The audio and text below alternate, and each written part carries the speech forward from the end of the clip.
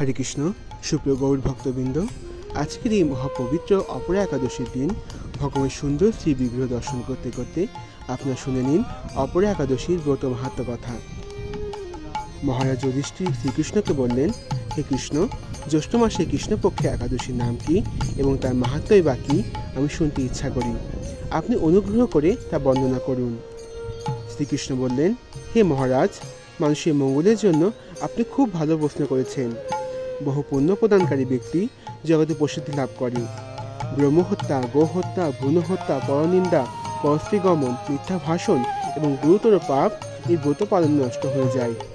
যারা মিথ্যা সাক্ষ্যদান করে, ওজন বিষয়ে ছলনা করে, শাস্ত্রে মিথ্যা ব্যাখ্যা প্রদান করে, যদি সে মিথ্যা গণনা ও মিথ্যা চিকিৎসায় রত থাকে, তা সকলেই নরক যাতনা ভোগ করে। এই সমস্ত ব্যক্তি যদি এই ব্রত পালন করে তবে তার সমস্ত পাপ থেকে মুক্ত হয়। ক্ষত্রিয় যদি স্বধর্ম ত্যাগ করে যুদ্ধক্ষেত্র থেকে পালিয়ে যায় তবে সে ঘোরতর নরকগামী হয়, কিন্তু সেও এই ব্রত পালনে মুক্ত হয়ে স্বর্গগতি লাভ করে।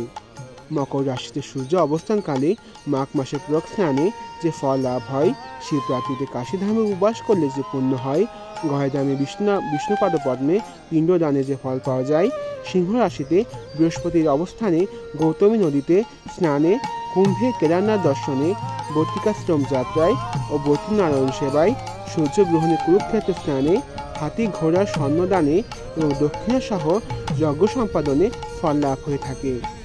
এই অপরা ব্রত পাপরূপ বৃক্ষের কুঠারস্বরূপ, পাপরূপ কাষ্ঠের দাবাগ্নির মতো, পাপরূপ অন্ধকারী সূর্য সদৃশ এবং পাপহস্তি সিংহস্বরূপ।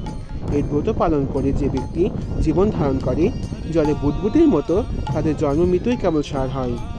অপরা একাদশীতে উপবাস করে বিষ্ণু পূজা করলে সর্বপাপ মুক্ত হয়ে বিষ্ণুলোকে গতি হয়।